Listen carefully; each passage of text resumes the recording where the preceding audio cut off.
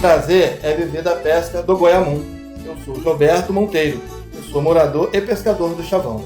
Nosso território fica no 2º distrito de Cabo Frio, em Tamoios. Sobrevivemos da pesca artesanal e da cata do caranguejo Goiamum. E neste momento, começamos o nosso primeiro programa em áudio, chamado Chavão na Rede. Falou tudo, Gilberto. Eu sou Thaís Santos, também sou moradora e pescadora do Chavão. E estou pronta para contar um pouco do nosso dia a dia. Você sabia que o Chavão é reconhecido pelo Plano de Gestão Local da APA do Rio São João? Sim, é nas margens deste rio que extraímos o nosso bem mais precioso, o Goiamum. Lutamos pela manutenção da nossa atividade pesqueira e da nossa permanência no território. Estamos te convidando para embarcar na nossa história. Agora vamos passar o remo para a nossa entrevistadora, Raíssa. É isso aí, Gilberto. Sou Raíssa Oliveira, moradora e pescadora do Chavão. E vamos conversar com pescadores, moradores, assessoria jurídica e representantes de instituições que estão envolvidas no processo da desocupação do Chavão. Meu nome é Silvio Rogério, sou conhecido aqui na nossa comunidade como Rogério. Faço parte da comissão da Associação dos Pescadores e Moradores daqui do Chavão. Quantas pessoas que moram no Chavão e do que elas vivem? Aqui no Chavão, pela pesquisa do IBGE, tem aproximadamente 300 famílias. A maior parte são pescadores, outros vivem de agricultura e outros fazendo serviços particulares. Quando o parque foi fundado e quando souberam que estava dentro da área do parque? O parque foi fundado em 97 e nós fomos notificados em 2022, quando foi a notificação que nós estávamos dentro do parque, né? E a gente teria que desocupar essa área. Como foi saber que iria perder a casa? Foi muito triste, né? Porque a gente recebeu uma notificação dizendo que a gente teria 90 dias para fazer a desocupação, onde a gente teria que demolir, a gente teria retirar o entulho e fazer um replantio dessa área que foi demolida. É muito humilhante você receber uma notícia dessa, que você tem que sair da sua própria casa, ainda tem que derrubar ela, ainda fazer um replantio na área que foi demolida.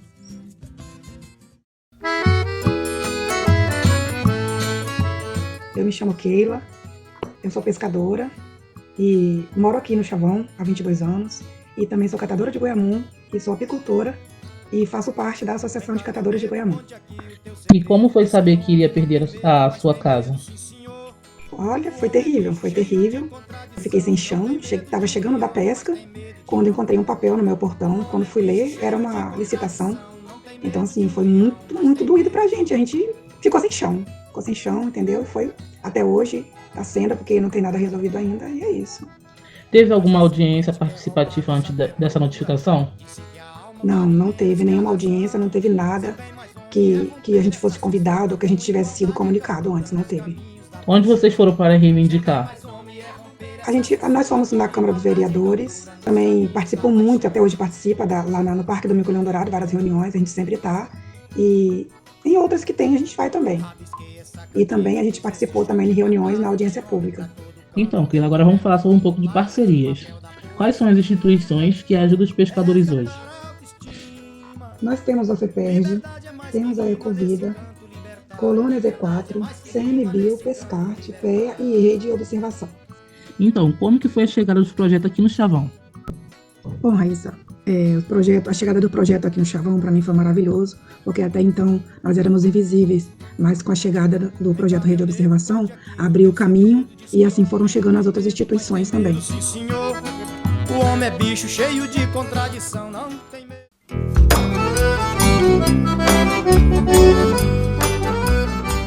Eu me chamo Alceir França da Cruz, sou pescador, apicultor e agricultor, né?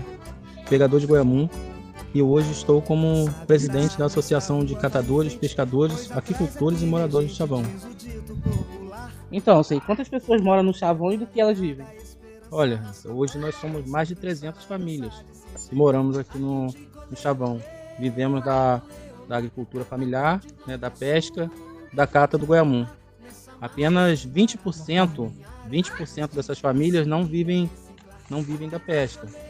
Mas 80% das famílias sobrevivem diretamente da pesca, da cata do Goiamum e da agricultura familiar. E por que a necessidade de montar uma associação e quanto tempo tem de fundação? Olha, Raíssa, houve a necessidade de montar essa associação porque o que acontece? A gente vivia todo mundo desgarrado. Então uma forma da gente reunir com mais facilidade e ter um poder maior de barganha, como a gente costuma dizer, de você chegar nos locais e ser ouvido, foi a criação dessa associação. A gente hoje está completando 2 anos aí de fundação, né? E mantemos ela unida, tivemos grandes avanços. Quando foi que o parque foi fundado e quando souberam que estava dentro da área do parque? Olha, o parque foi fundado em 1997 e a gente foi descobrir, né, que possivelmente estaríamos dentro da área do parque agora em 2020, quando a gente recebeu uma notificação. Até então, ninguém sabia que estava dentro da área do parque. E onde vocês foram reivindicar? Olha, a gente usou a tribuna na Câmara de Vereadores, né, na audiência pública, para reivindicar, mediante os presidentes, né, da Câmara e seus diretores lá, os vereadores. A gente foi para poder também reivindicar no parque. A gente teve procurando outros meios, né, de entrar em contato, procurar saber de melhor forma, entender, procurar ajuda, né. Como foi receber a notícia que não estavam mais na área da parte afetada?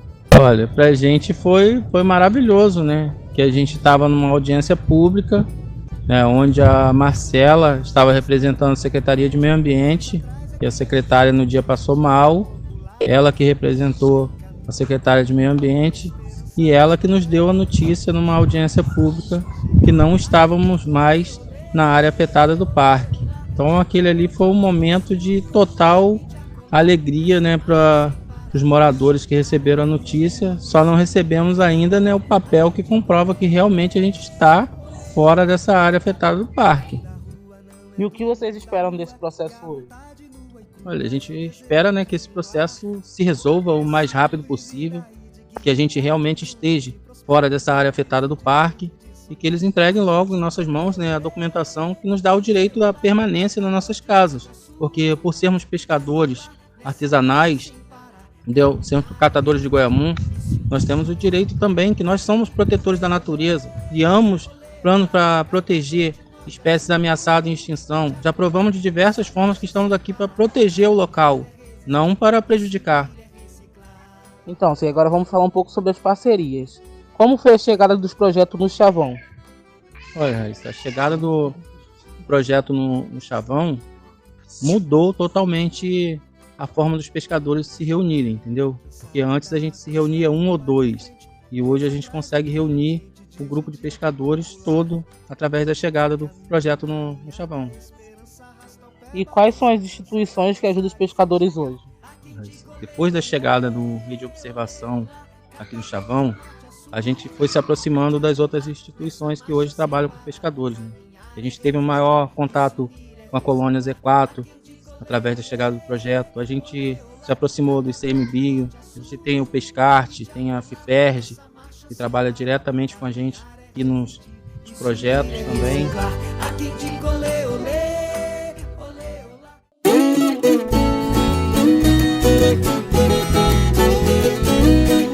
Eu sou a Zenaide, né? Sou moradora aqui do Chavão há mais de 40 anos, né? Sou pescadora, sou casada também com pescador, né? E também vivemos do nosso goiamum, né? Que agora já está no defeso, né? Então a gente respeita e também, né, vivemos da agricultura, né, apicultura e por aí. Então, Zenaide, vamos falar agora um pouco sobre o processo. Quando que o parque foi fundado e quando souberam que estava dentro da área do parque? Então, o parque foi fundado em 1997 e quando nós ficamos sabendo que estava dentro da área do parque, foi uma notificação qual que a gente recebeu, inclusive eu lá em casa recebi, eles queriam que eu assinasse, né, ou botasse o número do meu CPF, e eu falei que não ia colocar por motivo que não estava constando que meu nome estava ali nesse processo. E eu perguntei, mas o nome não está aqui, o meu nome não está aqui, como que eu vou assinar uma coisa sendo que não tem o meu nome? Então fica difícil. Aí eles falaram que a gente teria 90 dias para sair da casa, né, porque iam demolir, e que a gente ainda teria que tirar o entulho com a máquina, pagando a máquina, caminhão, para poder deixar a terra limpa. Então, Zenaide, como foi saber que iria perder a casa? Então, foi uma situação que me deixou mal. Daí para cá eu comecei a ter queda de pressão, porque nós pescadores somos ribeirinhos, vivemos na imagem do rio, precisamos do nosso lar, e saber isso da noite para um dia é difícil, porque a situação da gente sendo pescadores, quem é pescadores e catadores de goiamum sabe a dificuldade, né, que é.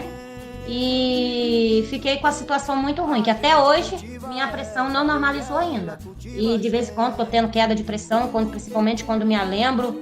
E é difícil para moradores receber essa notificação assim do nada. É muito difícil mesmo. E o que você espera desse processo hoje?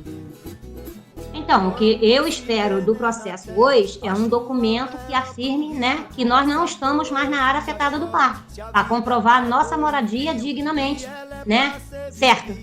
Zenaide, vamos falar agora sobre um pouco de parcerias. Como foi a chegada dos projetos no Chavão?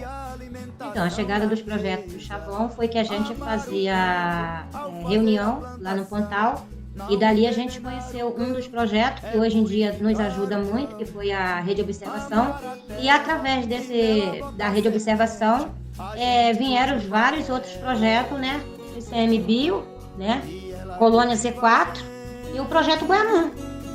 Eles entender, né, a nossa luta, que somos ribeirinhos e precisamos da nossa moradia, pois teremos o nosso sustento do Rio São João.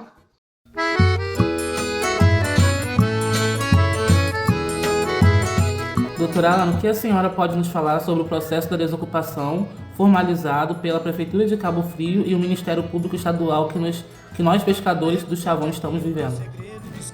Então, vamos lá. Primeiro, a gente precisa compreender que trata-se de uma ação civil pública, né, que tem a finalidade a preservação do Parque Municipal e da APA Federal. Então, a gente precisa compreender, primeiro, o direito administrativo. O direito administrativo que está prevalecendo ali é a questão da legislação ambiental. E a legislação ambiental, ela vai deixar claro que não pode haver ocupação desse espaço. Agora, quando a gente faz uma análise da comunidade enquanto direito constitucional, em que a comunidade está inserida ali já há muito tempo, em que ela tem uma atividade tradicional, pesqueira, é preciso também considerar os princípios constitucionais que protegem ela.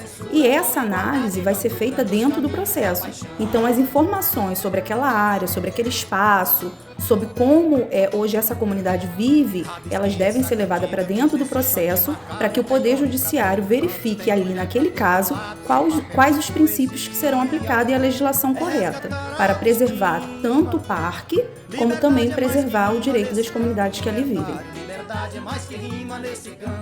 Então, agora vamos entrevistar o Márcio, que é biólogo e pesquisador que atua na comunidade. Márcio, como foi o processo da chegada do projeto na comunidade do Chavão? Oi, tudo bom? Então, eu sou o Márcio, né, Macedo, também conhecido como Morcego, pesquisador do projeto Goiamum. Fui um dos coordenadores, né? A gente trabalhou aqui 2 anos. E a nossa chegada aqui foi algo interessante, né? A gente encontrou essa comunidade brigando por um espaço, né, no Comitê de Bacias, uma verba também que era deles. E ali a gente conseguiu desenvolver todo um projeto de apoio e pesquisa aqui na parte da APA, né, de gestão, para perguntas que eram fundamentais para os pescadores, né, que eles faziam há muitos anos, que a gente tinha que responder, né, porque a gente tem que, uma das funções da pesquisa é apoiar também a sociedade, é trazer respostas, né.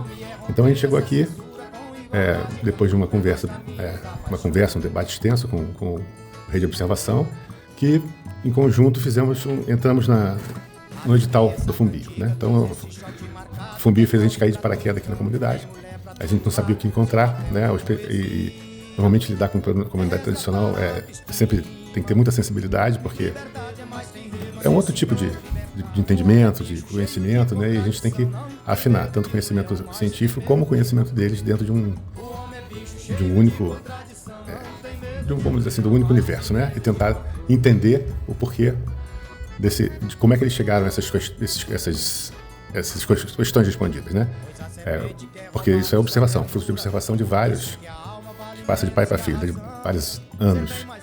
E a gente precisa entender isso antes de começar a falar, né? Porque isso às vezes a gente vai ao contrário do conhecimento tradicional.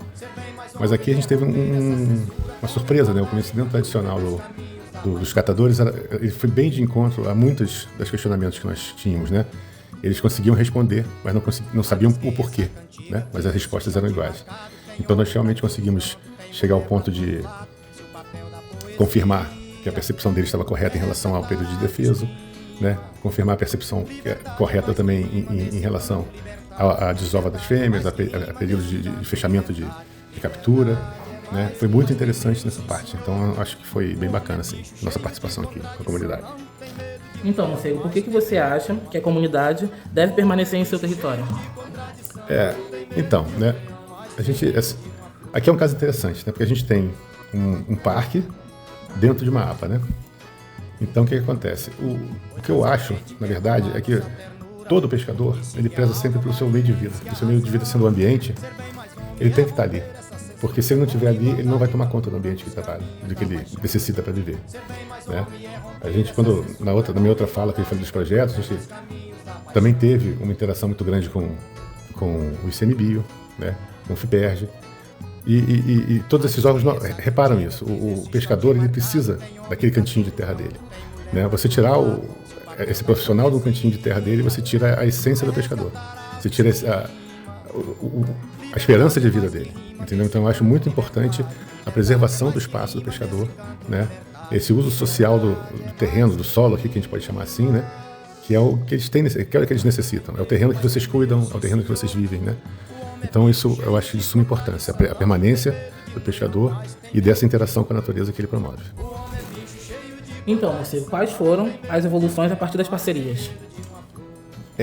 Isso é legal, né, falar sobre isso, porque a gente está falando sobre vários projetos, dentro de projetos, que são projetos conexos, né, que se falam, se conversam. A gente teve uma interação muito grande com a Rede de Observação, né? O Rede de Observação praticamente participou do início do projeto Goiamum, né? E culminou com a associação de vocês, né, que a gente apoiou também. Apoiamos aqui festas, né, Dia da Criança, essas coisas. Então, acho que essas interações foram muito legais para o crescimento da comunidade como um todo, né? Hoje, eu falo a gente porque foram vários pesquisadores de várias universidades que estiveram aqui conosco, né? Pelo menos 5 universidades federais.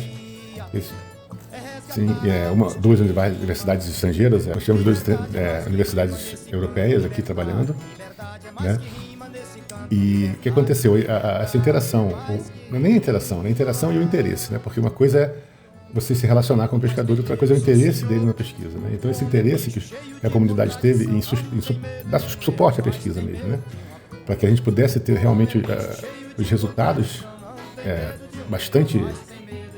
trouxe essa evolução para a comunidade, né? A comunidade, ela amadureceu em torno dos seus pensamentos, em torno da pesquisa do Goiamum, dos questionamentos em relação ao Goiamum. Então acho que hoje a comunidade, com a presença desses projetos todos que passam por aqui e ainda estão aqui, né? Ela teve um amadurecimento muito grande, né? Hoje, para vocês terem ideia, a gente tem total confiança em alguns pescadores fazerem as coletas acadêmicas para a gente. Eles têm capacidade para isso atualmente.